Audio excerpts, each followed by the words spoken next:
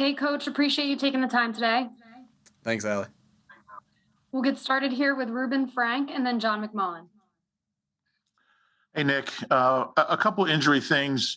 How did Jason Kelsey come out? What do you know about his status? Are you confident Jordan Howard will be available? You didn't put him on IR. Are you confident you'll have him when you guys get back? And the weekly anything new with Brandon Brooks question? Do you anticipate having him maybe when you get back? Jason, obviously everybody holds their breath when something like that happens to Jason. Got good positive news back on him today. So, I'm not going to put a timetable on anybody, as you guys know, but we're hopeful. After the bye, he'll be ready to go. Same thing with Jordan Howard. Again, not going to put a timetable on anything, but we're hopeful. We know that his rehab is progressing and he's doing better each day. And then again, I'll have more information after the bye week there with Brandon Brooks. Go ahead, John, and then Martin Frank. Hey, Nick. Couple other guys got nicked up, I guess, as well. Steve Nelson, Patrick Johnson. Any updates on those guys? And also Stout, if you have anything you can add or where Stout is right now. Yeah, Patrick and Steve, they should be good after the bye. With Stout, he was in today. He was in just like normal today, so he seemed like completely back to himself. I'll let him kind of answer those questions about anything. When you guys talk to him, you guys can ask him those. I don't want to put his business out there, but he was back. He was back on the sideline for the second half. I was sure glad to see him. And he was back at work today, rearing and ready to go. He's really important to this coaching staff and this team. He's the best offensive line coach I've ever been around, and just excited that he's here and he's healthy and he's on this staff. Go ahead, Martin, and then Mike Kay. Hi, Nick. I guess with all the Gardner Minshew questions yesterday, we didn't really get a chance to ask you about the defense. What kind of changed in the second half? I mean, do you think a lot of it was kind of a result of the fact that the offense just had the ball for so long and kept them off the field? I think it was like 22-8 as far as time of possession was concerned. Yeah, that time of possession thing though goes both ways. It's one because of how the offense is playing, but also the defense is forcing 3 and outs. Forcing them to punt. I thought the defense did a really nice job. After that third possession where they went down and scored, I thought they did a really good job of adjusting what they needed to adjust to put our guys in position to succeed, and the guys did a good job of handling the adjustments and going from there. And so, the first 3 series didn't go at all how we wanted it to go. But they really had that dog mentality and that hey, brush it off and just play the next play. And they really played awesome defense from there on out. And so, sometimes it's like that, right? You never want it to be like that. I get it. But sometimes it is, and you want to be able to win every different way in this league. And so we were able to start slow on defense yesterday and finish fast, and that was good to see. Mike, and then Zach Berman. Hey, Nick. After watching the tape, we obviously saw that Dallas was super productive yesterday, but what do you think made him so effective? And how did he step up from a leadership standpoint with Jalen sideline? Yeah, what Dallas had a couple, the big long play, you just saw his speed, going through the middle. And sometimes you get him matched up on those linebackers or safeties on the inside, and he is fast. He can really, really run. And you saw what he did when he got matched up with Mosley there yesterday on that vertical route. So that was really good to see. And then just to be able to get the ball in his hands on some screens, some easy touches. This guy is a monster when he gets the ball in his hands. He's big, he's strong, he's hard to tackle.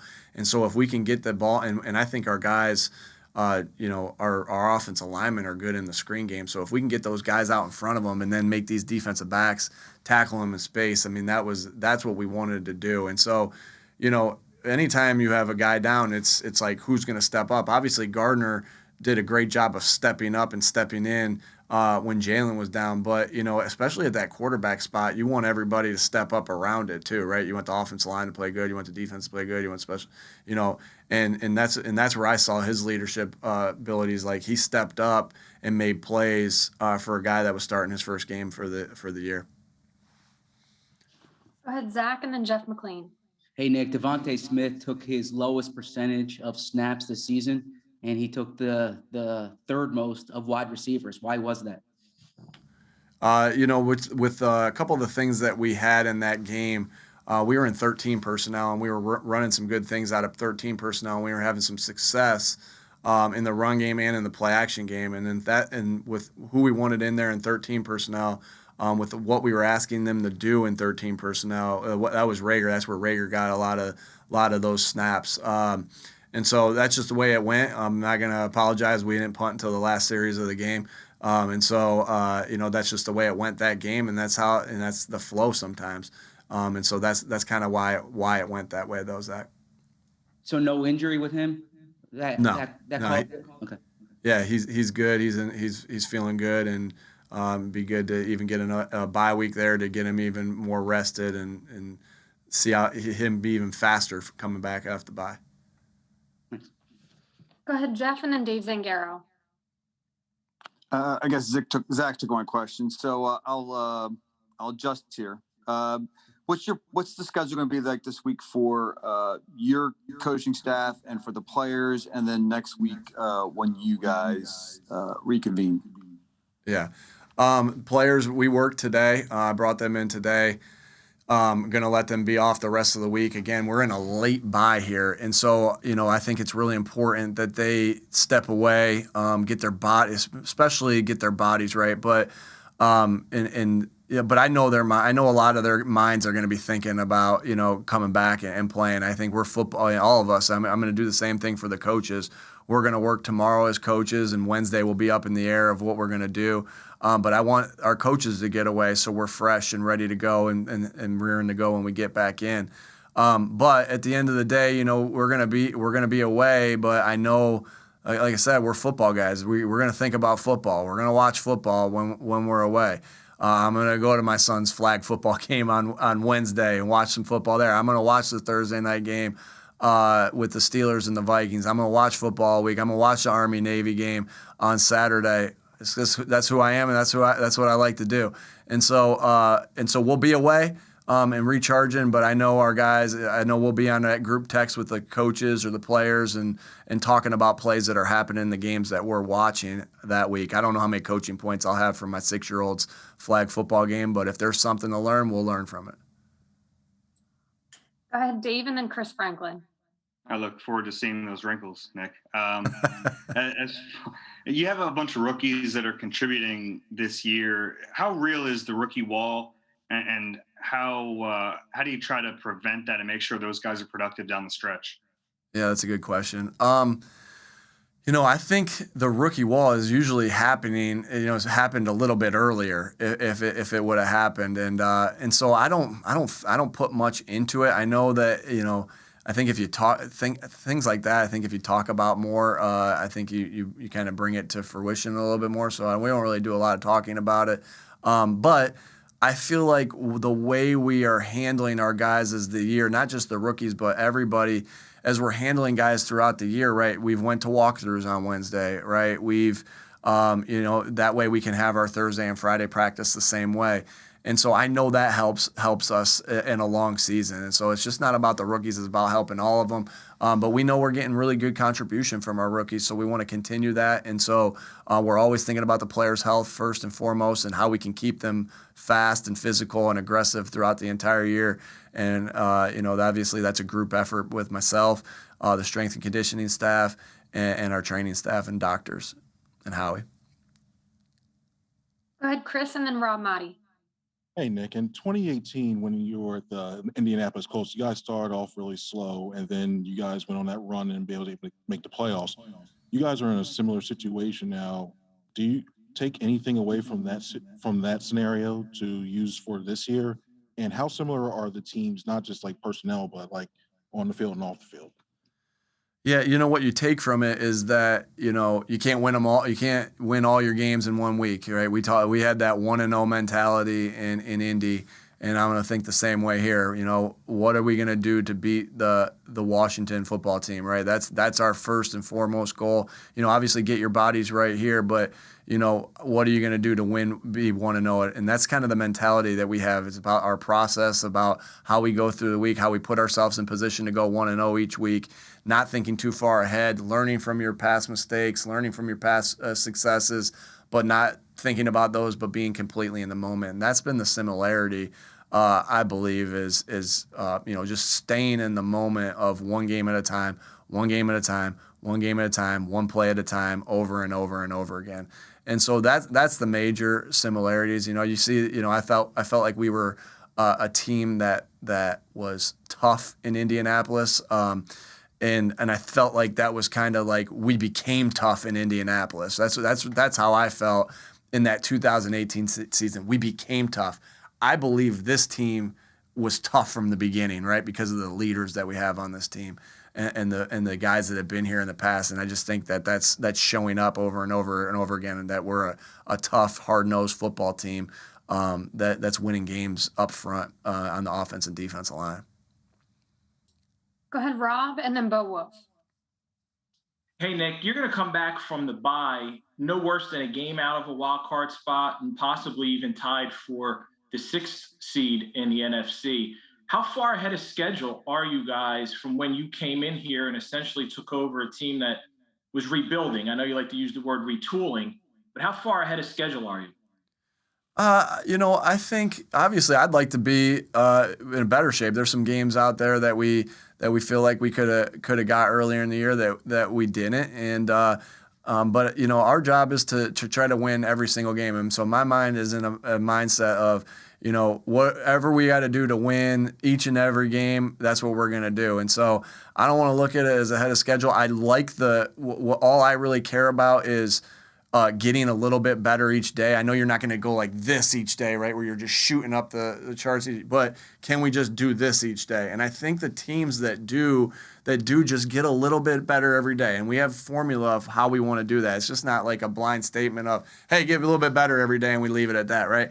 We have a formula how we want to do this, and for the teams that do that, that puts you on schedule of being the best team that you can be that year with the guys and the coaches and the players that you have on that team. And so I like the progression we're on because I do believe that that's what we've done each year, or pardon me, each day is just getting a little bit better. And that's been the message.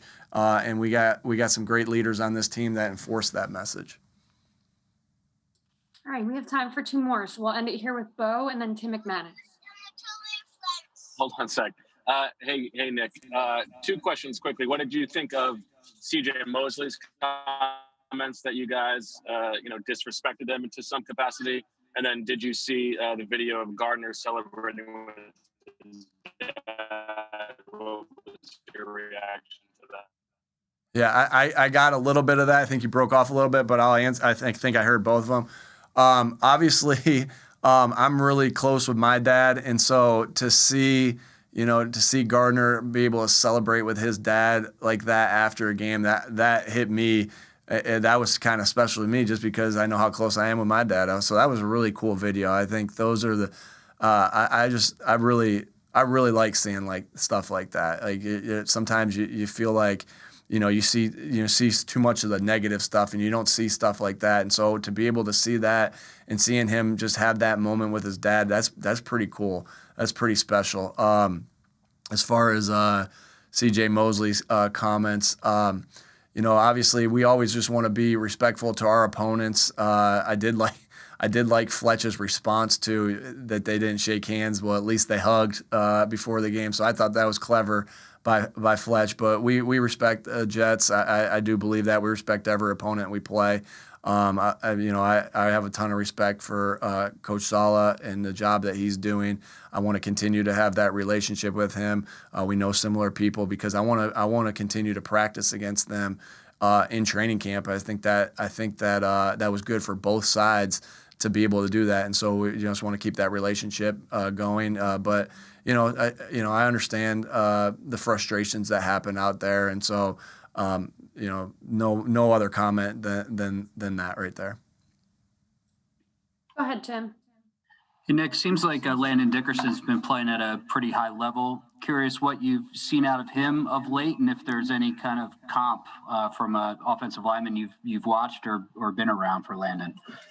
Yeah, Landon's. I think you just see him kind of getting a little bit better each week, and that happens. Like when you're a young player, particularly, you can make some big strides there. Of just the you kind of look at it like he's not really a rookie anymore because we're almost past 10 games that he's played, and so he's just continuing to get better. And I think there's some. I know this is high praise, but I do just see some of the physical movements that kind of like Quentin Nelson had. Like there are some things that I have that I see. I'm like, oh, that look like Quentin right there. Obviously, I think Quentin's a great football player, and so that's a high praise because Quentin's done a lot for me in my career and the teams that I've been on.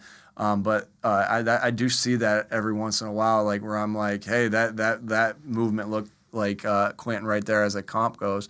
But I just see Landon playing tough and playing physical, and playing nasty, right, and which is what you want out of your offensive line. And so he's getting more confident, more comfortable, being on that offensive line, and he's got one of the best centers to ever play this game next to him, helping him through it. I mean, what an opportunity for him to play alongside Jason Kelce and kind of help him through that first year and forward. And then also being able to have combination blocks with Jordan Mailata. Jordan Mailata is huge. And so now you get those two huge bodies on the left side working combinations blocks, whether that's on the front side of a run, which you saw on the touchdown run by Kenny, working a combination block into the linebacker, or whether that's on the back side of a run where they're working that combination block. You just see, so he's got two good guys to work with and alongside of him too. And then obviously Coach Stott's a great coach that's continuing to develop him along. Appreciate it. Thanks for the time, Coach. Thanks, everybody.